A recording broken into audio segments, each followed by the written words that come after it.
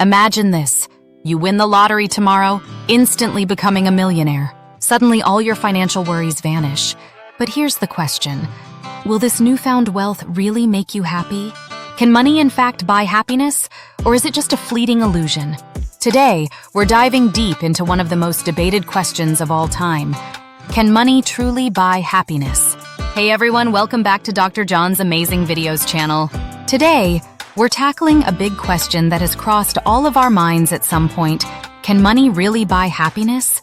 We're going to explore real-life examples, scientific studies, and different perspectives to get to the heart of this timeless debate. Stick around to the end because the answer may surprise you. Scenario 1. The lottery winner dilemma. Let's start with one of the most famous examples, the lottery winners. Time and time again, we hear stories of people who hit the jackpot, but instead of living happily ever after, their lives spiral out of control. From financial mismanagement to personal conflicts, these stories seem to suggest that sudden wealth can often lead to more problems than happiness.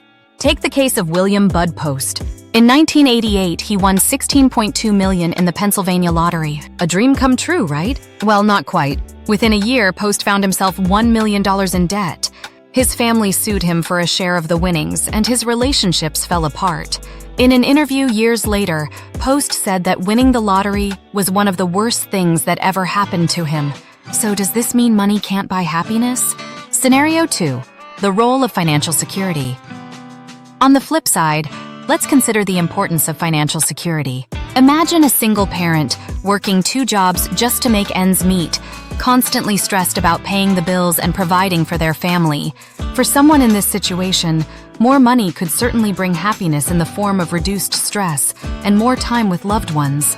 In fact, studies show that having enough money to cover basic needs like housing, healthcare, and education does increase happiness.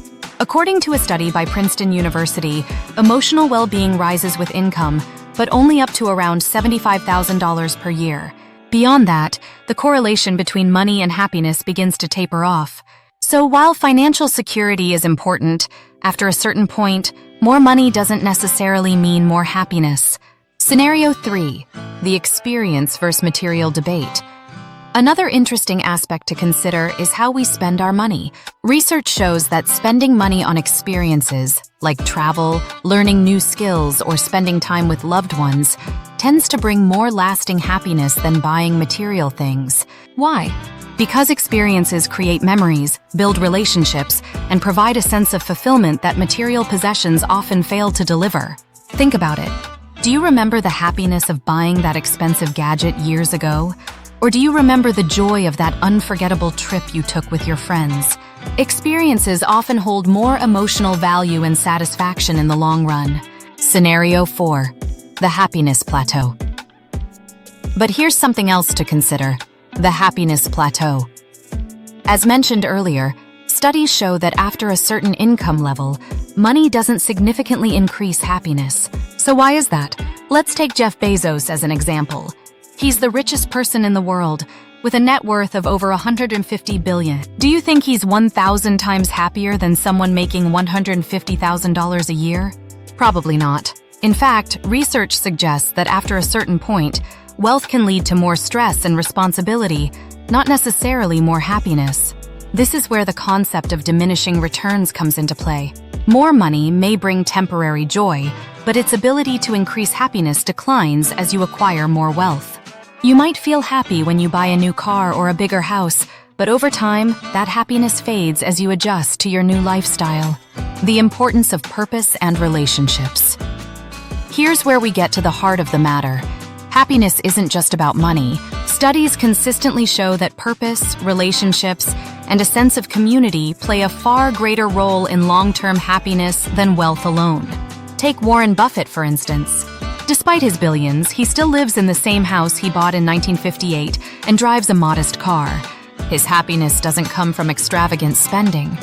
It comes from doing what he loves and surrounding himself with people he values. Similarly, we can look at people living in countries with lower average incomes but high levels of happiness. The sense of purpose, strong social bonds, and community engagement in these cultures are often key contributors to their happiness. Conclusion: so, can money buy happiness? So, can money really buy happiness?